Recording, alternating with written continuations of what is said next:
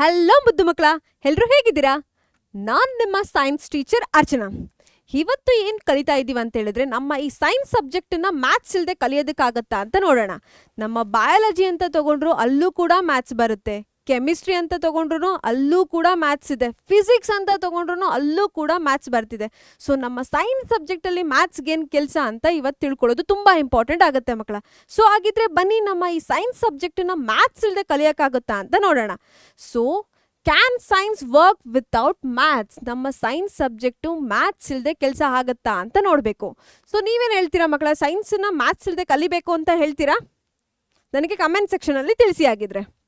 So ನೀವು ಇವಾಗ ನೋಡ್ತಾ ಇದ್ದೀರಾ, ಒಂದು ವೆಬ್ ನೋಡ್ತಿದ್ದೀರಾ, ಜೇಡ ಬಲೆ ಕಟ್ಟೋದು ನೋಡಿದ್ದೀರಾ? ಜೇಡರ ಬಲೆ ಅಂತ ಹೇಳ್ತಾರಲ್ಲ, ಜೇಡ ಬಲೆ. ಸೊ ಇಲ್ಲಿ ನೋಡಿ ಮಕ್ಕಳ, ಒಂದು ಥ್ರೆಡ್ ಹೇಗೆ ಇನ್ನೊಂದು ಥ್ರೆಡ್ಡಿಗೆ ಇಂಟರ್ ಕನೆಕ್ಟ್ ಆಗಿದೆ ಅಂತ ನೋಡಿ. ಅದೇ ಥರ ನಮ್ಮ ಸೈನ್ಸ್ ಸಬ್ಜೆಕ್ಟ್ ಕೂಡ ಮ್ಯಾಥ್ಸ್ಗೆ ತುಂಬ ಚೆನ್ನಾಗಿ ಇಂಟರ್ ಕನೆಕ್ಟ್ ಆಗಿದೆ.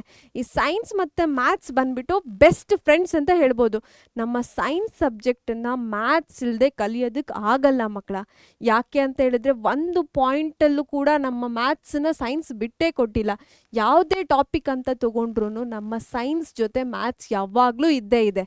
ಸೊ ಬನ್ನಿ, ಹೇಗೆಲ್ಲ ಇದೆ ನಮ್ಮ ಮ್ಯಾಥ್ಸ್ ಸೈನ್ಸ್ ಜೊತೆ ಅಂತ ನೋಡೋಣ. ನೆಕ್ಸ್ಟ್ ನೋಡ್ತಿದ್ದೀರಾ, ಸೈನ್ಸ್ ಇಟ್ಸ್ ಎವ್ರಿವೇರ್ ಅಂತ ಹೇಳ್ತಿದ್ದಾರೆ. ಸೈನ್ಸು ಎಲ್ಲ ಕಡೆ ಇದೆ. ನಾವು ಊಟ ಮಾಡೋ ಆಹಾರದಿಂದ ಹಿಡಿದು, ನಮ್ಮ ಡ್ರೆಸ್ಸಿಂದ ಹಿಡಿದು, ಮೊಬೈಲ್, ಎಲೆಕ್ಟ್ರಿಸಿಟಿ, ನಮ್ಮ ಬೈಕ್, ಸ್ಪೀಡೋಮೀಟರ್, ಥರ್ಮೋಮೀಟರ್, ಎಲ್ಲ ಕಡೆ ನೀವು ಯಾವ ಕಡೆ ನೋಡಿದ್ರು ಸೈನ್ಸೇ ಅಲ್ವಾ? ಆ ಸೈನ್ಸಲ್ಲಿ ಇಡನ್ ಟ್ಯಾಲೆಂಟ್ ಥರ ಏನಿದೆ, ಮ್ಯಾಥ್ಸ್ ಇದೆ ಮಕ್ಕಳ. ಸೊ ಈಗ ಮ್ಯಾಥ್ಸನ್ನ ನೋಡೋಣ ಎಲ್ಲೆಲ್ಲಿ ಯಾವ ಥರ ಯೂಸ್ ಆಗಿದೆ ಅಂತ. ಸೊ ನೋಡ್ತಾ ಇದ್ದೀರಾ, ಇವಾಗ can science work without maths ಅಂತ ಕೇಳ್ತಿದ್ದಾರೆ. ನಿಮ್ಗೆ ಇವಾಗ ಹುಷಾರಿಲ್ಲ ಅಂತ ಅಂದ್ಕೊಳ್ಳಿ, ಡಾಕ್ಟರ್ ಹತ್ರ ಹೋಗಿದ್ದೀರಾ.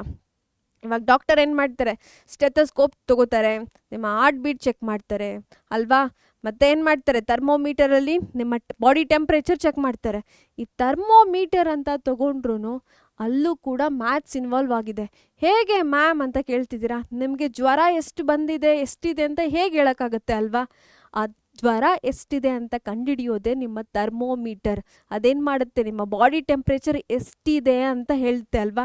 ಸೈನ್ಸ್ ಏನಾಗಿದೆ ಅಂತ ಹೇಳಿದ್ರೆ ಮ್ಯಾಥ್ಸ್ ಎಷ್ಟಿದೆ ಅಂತ ಹೇಳುತ್ತೆ ಅಲ್ವಾ? ಸೈನ್ಸು ನೇಚರ್ ಹೇಗಿದೆ ಅಂತ ಹೇಳ್ಬೋದು, ಆದರೆ ಮ್ಯಾಥ್ಸು ನೇಚರನ್ನು ಮೆಷರ್ ಮಾಡುತ್ತೆ.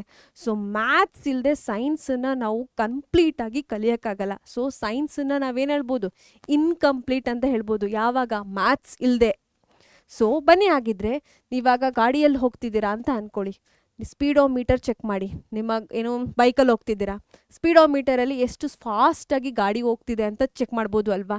ಈ ಫಾಸ್ಟಾಗಿ ಅಂತ ಹೇಳಿದ್ರೆ ಮೆಷರ್ ಮಾಡ್ತಿದೆ ಅಲ್ವಾ? ಸೊ ಅಲ್ಲಿ ಏನು ಬಳಕೆ ಆಗ್ತಿದೆ? ಮ್ಯಾಥ್ಸ್ ಬಳಕೆ ಆಗ್ತಿದೆ. ಎಲೆಕ್ಟ್ರಿಸಿಟಿ ತೊಗೊಳ್ಳಿ ಮಕ್ಕಳ, ಎಲೆಕ್ಟ್ರಿಸಿಟಿ ಬಿಲ್ ನೋಡಿ, ಇಷ್ಟು ವಿದ್ಯುತ್ ಬಳಸಿದ್ದಾರೆ, ಸೊ ಇಷ್ಟು ಅಮೌಂಟ್, ಇಷ್ಟು ಯೂನಿಟ್ ಬಳಸಿದ್ದಾರೆ ಅಂತೆಲ್ಲ ಹೇಳೋದಕ್ಕೂ ನಮ್ಗೆ ಏನು ಬೇಕು?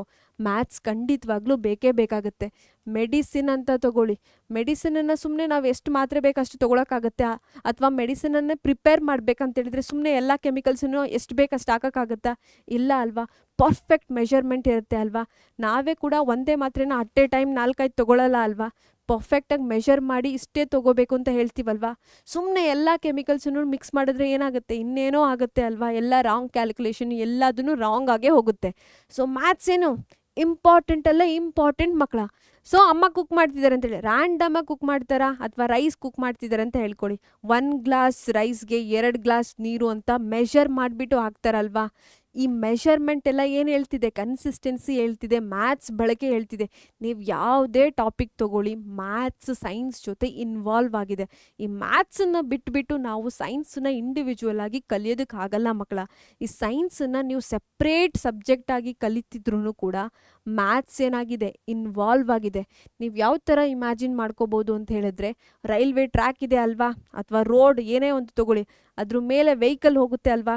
ರೈಲ್ವೆ ಟ್ರ್ಯಾಕ್ ಅಂತ ಹೇಳಿದ್ರೆ ಟ್ರೈನ್ ಹೋಗುತ್ತೆ ಅಲ್ವಾ? ಆ ರೈಲ್ವೆ ಟ್ರ್ಯಾಕನ್ನೇ ಮ್ಯಾಥ್ಸ್ ಅಂತ ಅಂದ್ಕೊಳ್ಳಿ. ಟ್ರೈನ್ ಏನು ಟ್ರಾವೆಲ್ ಮಾಡ್ತಿದೆ ಅಲ್ವಾ? ಅದನ್ನೇ ನೀವು ಸೈನ್ಸ್ ಅಂತ ತಿಳ್ಕೊಳ್ಳಿ. ರೋಡ್ ಅಂತ ತೊಗೊಂಡ್ರೆ ರೋಡನ್ನು ಮ್ಯಾಥ್ಸ್ ಅಂತ ಅಂದ್ಕೊಳ್ಳಿ. ಅದ್ರ ಮೇಲೆ ವೆಹಿಕಲ್ ಏನು ಓಡಾಡುತ್ತೋ ಅದನ್ನು ಸೈನ್ಸ್ ಅಂತ ಅಂದ್ಕೊಳ್ಳಿ. ಸೊ ಎರಡೂ ಏನು ಇಂಟರ್ ಕನೆಕ್ಟೆಡ್ ಬೆಸ್ಟ್ ಫ್ರೆಂಡ್ಸ್ ಅಂತ ಹೇಳ್ಬೋದು. ಈ ಸೈನ್ಸ್ ಸಬ್ಜೆಕ್ಟನ್ನ ಮ್ಯಾಥ್ಸ್ ಇಲ್ಲದೆ ಕಲಿಯೋದಕ್ಕಾಗಲ್ಲ ಮಕ್ಕಳ. ನಮ್ಮ ಈ ಕೆಮಿಸ್ಟ್ರಿ ಸಬ್ಜೆಕ್ಟ್ ಕೂಡ ತೊಗೊಂಡ್ರು ಕೆಮಿಸ್ಟ್ರಿಯಲ್ಲೂ ಕೂಡ ನಮ್ಮ ರಸಾಯನಶಾಸ್ತ್ರದಲ್ಲೂ ಕೂಡ ಮ್ಯಾಥ್ಸ್ ಬಳಕೆ ಆಗುತ್ತೆ. ನಿಮ್ಗೆ ಎಲ್ರಿಗೂ ಗೊತ್ತಲ್ವಾ ವಾಟರ್ ಕೆಮಿಕಲ್ ಫಾರ್ಮುಲಾ ಏನು, ರಾಸಾಯನಿಕ ಸೂತ್ರ ಏನು ಅಂತ ಹೇಳಿದ ತಕ್ಷಣ ಹೇಳ್ತೀರಲ್ವಾ H2O ಮ್ಯಾಮ್ ಅಂತ. 2 ಹೈಡ್ರೋಜನ್ ಇದೆ ಮ್ಯಾಮ್, 1 ಆಕ್ಸಿಜನ್ ಇದೆ ಅಂತ ಹೇಳ್ತೀರಲ್ವಾ. ಆ ಒಂದು ಮಾಲಿಕ್ಯೂಲಲ್ಲಿ ಹೈಡ್ರೋಜನ್ ಎಲಿಮೆಂಟ್ ಎಷ್ಟಿದೆ, ಪರ್ಸೆಂಟೇಜ್ ಎಷ್ಟಿದೆ ಅಂತ ಕಂಡುಹಿಡಿಯೋದು ಕೂಡ ಮ್ಯಾಥ್ಸ್ ಕ್ಯಾಲ್ಕುಲೇಷನ್ನೇ ಮಕ್ಕಳ. ಹೈಡ್ರೋಜನ್ 2 ಇದೆ ಅಂತ ಹೇಳಿದ್ರಲ್ವಾ, ಅದು ಕೂಡ maths calculation. Atomic mass number ma'am 16 ಅಂತ ಹೇಳ್ತೀರಲ್ವಾ, ಆಕ್ಸಿಜನ್ಗೆ ದ್ರವ್ಯರಾಶಿ 16 ಅಂತ ಹೇಳ್ತೀರಲ್ವಾ, ಅದು ಕೂಡ ಮ್ಯಾಥ್ಸ್ ಅಲ್ವಾ. ಕೆಮಿಸ್ಟ್ರಿಯಲ್ಲೂ ಕೂಡ ನಮ್ದೇನಾಗಿದೆ, ಮ್ಯಾಥ್ಸ್ ಇನ್ವಾಲ್ವ್ ಆಗಿದೆ. ನಾನು ನಿಮಗೆ ಇಲ್ಲಿ ಎಕ್ಸಾಂಪಲ್ ಮುಖಾಂತರ ತೋರಿಸಿದ್ದೀನಿ ನೋಡಿ ಮಕ್ಕಳ. ನಮ್ಮ ಬಯಾಲಜಿಯಲ್ಲೂ ಕೂಡ ಏನಿದೆ, ಮ್ಯಾಥ್ಸ್ ಇದೆ. ನಮ್ಮ ಜೀವಶಾಸ್ತ್ರ ಕೂಡ ಮ್ಯಾಥ್ಸ್ ಬಿಟ್ಟಿಲ್ಲ, ಅಲ್ಲೂ ಕೂಡ ಇನ್ವಾಲ್ವ್ ಆಗಿದೆ. ನೀವು ಹುಷಾರಿಲ್ಲ ಅಂತ ಡಾಕ್ಟ್ರ್ ಹತ್ರ ಹೋದರೆ ನಿಮ್ಮ ಹಾರ್ಟ್ ಬೀಟು, ಪಲ್ಸ್ ರೇಟ್ ಎಲ್ಲ ಚೆಕ್ ಮಾಡ್ತಾರೆ. ಇಷ್ಟು ನಿಮಿಷಕ್ಕೆ ಇಷ್ಟು ಸಲ ನಿಮ್ಮ ಹಾರ್ಟ್ ಬಡಿತಾ ಇದೆ ಅಂತ ಹೇಳ್ತಾರೆ. ಆ ಎಷ್ಟು ನಿಮಿಷದಲ್ಲಿ ಎಷ್ಟು ಸಲ ಲಬ್ ಡಬ್ ಅಂತ ಹಾರ್ಟ್ ಬೀಟ್ ಬರುತ್ತಲ್ವಾ, ಅದು ಕೂಡ ಮೆಷರ್ ಮಾಡೋದೇನು ತುಂಬ ಇಂಪಾರ್ಟೆಂಟ್ ಆಗಿದೆ. ನೀವು ಎಷ್ಟು ಹೆಲ್ದಿ ಆಗಿದ್ದೀರಾ ಅಂತ ಹೇಳೋದು ಕೂಡ ನಮ್ಮ ಮ್ಯಾಥ್ಸ್. ಬಯಾಲಜಿಯಲ್ಲೂ ಕೂಡ ಮ್ಯಾಥ್ಸ್ ಇನ್ವಾಲ್ವ್ ಆಗಿದೆ. ಸೊ ಫಿಸಿಕ್ಸ್, ಕೆಮಿಸ್ಟ್ರಿ ಅಥವಾ ಬಯಾಲಜಿನ ನಾವು ಸೆಪ್ರೇಟಾಗಿ ಓದಿದ್ರೂ ಕೂಡ ಅವೆಲ್ಲವೂ ಎಲ್ಲಿ ಇಂಟರ್ಲಿಂಕ್ ಆಗಿದೆ, ನಮ್ಮ ಮ್ಯಾಥ್ಸ್ ಜೊತೆ ಇಂಟರ್ಲಿಂಕ್ ಆಗಿದೆ ಅಲ್ವಾ ಮಕ್ಕಳ. ಸೊ ಮ್ಯಾಥ್ಸ್ ಇಲ್ಲದೆ ನಮ್ಮ ಸೈನ್ಸ್ ಸಬ್ಜೆಕ್ಟ್ ಏನು, ಇನ್ಕಂಪ್ಲೀಟ್. ಸೊ ಹಾಗಿದ್ರೆ ಬನ್ನಿ, ಈ 4 ಸಬ್ಜೆಕ್ಟ್ ಇದೆ. ಯಾವ್ದ್ಯಾವುದು ಅಂತ ಹೇಳಿದ್ರೆ ಫಿಸಿಕ್ಸು, ಕೆಮಿಸ್ಟ್ರಿ, ಬಯಾಲಜಿ ಮತ್ತು ಮ್ಯಾಥ್ಸ್. ಈ 4 ಸಬ್ಜೆಕ್ಟಲ್ಲಿ ನೀವು ಪರ್ಫೆಕ್ಟ್ ಆದರೆ ನಿಮ್ಮ ಕರಿಯರ್ ಪಾತ್ ಆಫ್ಟರ್ 10th ಏನೆಲ್ಲ ಸ್ಟ್ರೀಮ್ ತೊಗೋಬೇಕು ಅಂತ ಅನ್ಕೋತೀರಾ, ಆ ಸ್ಟ್ರೀಮ್ಗಳಲ್ಲೆಲ್ಲ ನಿಮಗೆ ಕರಿಯರ್ ಆಪರ್ಚುನಿಟೀಸ್ ಏನಾಗಿರುತ್ತೆ, ಇನ್ಫಿನಿಟಿ ಆಗಿರುತ್ತೆ. ನೀವು ಕೌಂಟ್ ಮಾಡೋದಕ್ಕೂ ಆಗಲ್ಲ. ನೀವು MBBS ಅಥವಾ ಎಂಜಿನಿಯರಿಂಗ್ ಅಥವಾ ನಾನು ಎಕನಾಮಿಕ್ಸ್ ತೊಗೋತೀನಿ ಮ್ಯಾಮ್, ನಾನು ಕಾಮರ್ಸ್ ತೊಗೋತೀನಿ ಅಂದರೂ ಕೂಡ ನಿಮ್ಮ ಮ್ಯಾಥ್ಸ್ ಇನ್ವಾಲ್ವ್ಮೆಂಟ್ ಆಗಿದೆ. ನೀವು ಏನು ಓದಿದ್ರೂ ಕೂಡ ನಮ್ಮ ಸೈನ್ಸ್ ಜೊತೆ ಏನಿರುತ್ತೆ, ಮ್ಯಾಥ್ಸ್ ಯಾವಾಗಲೂ ಇನ್ವಾಲ್ವ್ಮೆಂಟ್ ಇರುತ್ತೆ. ಸೊ ಸೈನ್ಸನ್ನು ಮ್ಯಾಥ್ಸನ್ನು ಇಂಟರ್ಲಿಂಕ್ ಮಾಡಿ ನೀವು ಇವಾಗಿಂದನೇ ಓದೋದಕ್ಕೆ ಶುರು ಮಾಡಿದ್ರೆ ನಿಮ್ಮ ಫ್ಯೂಚರ್ ಪ್ಲ್ಯಾನ್ ಅಥವಾ ನಿಮ್ಮ ಫ್ಯೂಚರ್ ಕರಿಯರ್ ಏನಾಗಿರುತ್ತೆ, ವಂಡರ್ಫುಲ್ ಬ್ರೈಟ್ ಆಗಿರುತ್ತೆ ಮಕ್ಕಳ. ಸೊ ನಿಮ್ಮ ಸೈನ್ಸ್ ಸಬ್ಜೆಕ್ಟನ್ನು ನೀವು ಮ್ಯಾಥ್ಸ್ ಜೊತೆ ಇಂಟರ್ಲಿಂಕ್ ಮಾಡಿ ಕಲಿಬೇಕು. ಹಾಗಿದ್ರೆ ಮಾತ್ರ ನೀವು ಯಾವುದೇ ಕರಿಯರ್ ತೊಗೊಂಡ್ರು ನಿಮ್ಮ ಫ್ಯೂಚರ್ ಏನಾಗಿರುತ್ತೆ, ಬ್ರೈಟ್ ಆಗಿರುತ್ತೆ ಮಕ್ಕಳ. ಸೊ ಒಂದು ರೈಟ್ ಟೈಮ್, ಯಾವುದದು ರೈಟ್ ಟೈಮ್ ಅಂತ ಹೇಳಿದ್ರೆ ನಮ್ಮ SSLC ಜರ್ನಿ. ಈ SSLCಯಲ್ಲಿ ಸೈನ್ಸ್ ಕಷ್ಟ ಆಗ್ತಿದೆ ಅಥವಾ ಮ್ಯಾಥ್ಸ್ ಕಷ್ಟ ಆಗ್ತಿದೆ, ಮ್ಯಾಥ್ಸ್ನ ಆಚೆ ಇಟ್ಬಿಡೋಣ ಅಂತ ಎಲ್ಲ ಯೋಚನೆ ಮಾಡಿಬಿಡಿ. ಯಾಕಂತಂತ ಹೇಳಿದ್ರೆ ನಮ್ಮ ಸೈನ್ಸ್ ಯಾವುದ್ರ ಜೊತೆ ಇಂಟರ್ಲಿಂಕ್ ಆಗಿದೆ, ಮ್ಯಾಥ್ಸ್ ಜೊತೆ ಇಂಟರ್ಲಿಂಕ್ ಆಗಿದೆ. ಸೊ ಇವಾಗ ಇದು ರೈಟ್ ಟೈಮ್. ನಾವಿವಾಗ ಬೇಸಿಕ್ಸನ್ನು ಕಲಿತಾ ಇದ್ದೀವಿ. ಸೊ ಕಷ್ಟ ಆದರೂ ಪರವಾಗಿಲ್ಲ, ಇಷ್ಟಪಟ್ಟು ಸ್ವಲ್ಪ ಎಕ್ಸ್ಟ್ರಾ ಎಫರ್ಟ್ ಹಾಕ್ಬಿಟ್ಟು ನಾವು ಮ್ಯಾಥ್ಸನ್ನು ಕಲಿತ್ರೆ ನಮ್ಮ ಫಿಸಿಕ್ಸ್, ಕೆಮಿಸ್ಟ್ರಿ ಮತ್ತು ಬಯಾಲಜಿನ ಇನ್ನು ಈಸಿಯಾಗಿ ಅರ್ಥ ಮಾಡಿಕೊಂಡು ನಮ್ಮ ಕರಿಯರನ್ನು ಬಿಲ್ಡ್ ಮಾಡೋದಕ್ಕೆ ಈಸಿ ಆಗುತ್ತೆ ಮಕ್ಕಳ. ಸೊ ನಾವು ನಮ್ಮ ಸಬ್ಜೆಕ್ಟನ್ನ ಯಾವ್ದ್ರ ಜೊತೆ ಇಂಟರ್ಲಿಂಕ್ ಮಾಡಿ ಕಲಿಯೋಣ, ಮ್ಯಾಥ್ಸ್ ಜೊತೆ ಇಂಟರ್ಲಿಂಕ್ ಮಾಡಿ ಕಲಿಬೇಕು. ಸೊ ಇವಾಗ ಇಂಪ್ಯಾಕ್ಟ್ ಏನಾಗಿರುತ್ತೆ, ಯಾವ ಸ್ಟೂಡೆಂಟ್ ಫಿಸಿಕ್ಸ್ ಅಥವಾ ಕೆಮಿಸ್ಟ್ರಿ ಅಥವಾ ಬಯಾಲಜಿನ ಇರೋವಂಥ ಟಾಪಿಕ್ಕನ್ನು ಮ್ಯಾಥ್ಸ್ ಏನು ಇನ್ವಾಲ್ವ್ ಆಗಿದೆ ಅಥವಾ ಯಾವುದೇ ಒಂದು ಟಾಪಿಕ್ ತೊಗೊಂಡ್ರೆ ಆ ಟಾಪಿಕಲ್ಲಿ ಫಿಸಿಕ್ಸ್ ರಿಲೇಟೆಡ್ ಟಾಪಿಕ್ ಏನಿದೆ, ಕೆಮಿಸ್ಟ್ರಿ ರಿಲೇಟೆಡ್ ಟಾಪಿಕ್ ಏನಿದೆ, ಬಯೋ ರಿಲೇಟೆಡ್ ಟಾಪಿಕ್ ಇದೆ, ಅಥವಾ ಈ ಟಾಪಿಕಲ್ಲಿ ಹೇಗೆ ಮ್ಯಾಥ್ಸ್ ಇನ್ವಾಲ್ವ್ ಆಗಿದೆ ಅಂತ ಸ್ವಲ್ಪ ಅನಾಲಿಟಿಕ್ಸ್ ಅಪ್ಲಿಕೇಶನ್ ಲೆವೆಲಲ್ಲಿ ಥಿಂಕ್ ಮಾಡಿದ್ರೆ ಅವರ ಫ್ಯೂಚರ್ ಇಂಪ್ಯಾಕ್ಟ್ ಏನಾಗಿರುತ್ತೆ, ಅವರ ಫ್ಯೂಚರ್ 10 ಪಟ್ಟು ಏನಾಗಿರುತ್ತೆ, ಬ್ರೈಟ್ ಆಗಿರುತ್ತೆ.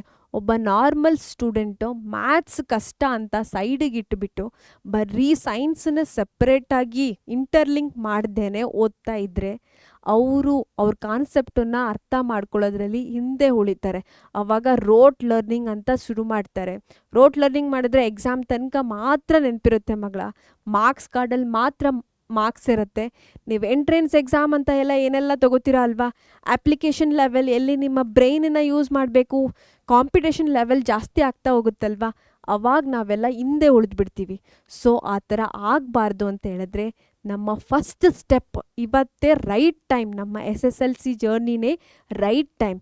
ನಮ್ಮ ಫಿಸಿಕ್ಸ್, ಕೆಮಿಸ್ಟ್ರಿ, ಬಯಾಲಜಿ, ಮ್ಯಾಥ್ಸಲ್ಲಿ ನಾವು ಸ್ಟ್ರಾಂಗ್ ಇದ್ದರೆ ನಮ್ಮ ಕರಿಯರನ್ನು ನಾವು ಯಾವುದೇ ಪಾತ್ ಚೂಸ್ ಮಾಡಿದ್ರೆ ಯಾವುದೇ ಪಾತ್ ಚೂಸ್ ಮಾಡಿದ್ರೂ ಕೂಡ ನಮ್ಮ ಕರಿಯರ್ ಯಾವಾಗಲೂ ಸಕ್ಸಸ್ ಆಗೇ ಇರುತ್ತೆ. ಸೊ ನನಗೆ ನೀವು ಕಮೆಂಟ್ ಸೆಕ್ಷನಲ್ಲಿ ತಿಳಿಸ್ಬೇಕು, ನಿಮ್ಮ ಮನೆಯಲ್ಲಿ ಸುತ್ತಮುತ್ತಲು ಯಾವುದಾದ್ರೂ ನೋಡಿದ್ರು ಆ ವಸ್ತುಗಳಲ್ಲಿ ಅಥವಾ ಆ ಸಿಚುವೇಶನಲ್ಲಿ ಯಾವುದು ಫಿಸಿಕ್ಸ್, ಕೆಮಿಸ್ಟ್ರಿ ಅಥವಾ ಬಯೋ ಅಥವಾ ಮ್ಯಾಥ್ಸ್ ಹೇಗೆ ಇಂಟರ್ಲಿಂಕ್ ಆಗಿದೆ ಅಂತ ನನಗೆ ಕಮೆಂಟ್ ಸೆಕ್ಷನಲ್ಲಿ ನೀವು ತಿಳಿಸ್ಬೇಕು. ಸರಿನಾ ಮಕ್ಕಳ? ಸೊ ನಿಮ್ಮೆಲ್ರಿಗೂ ಥ್ಯಾಂಕ್ ಯು ಮಕ್ಕಳ.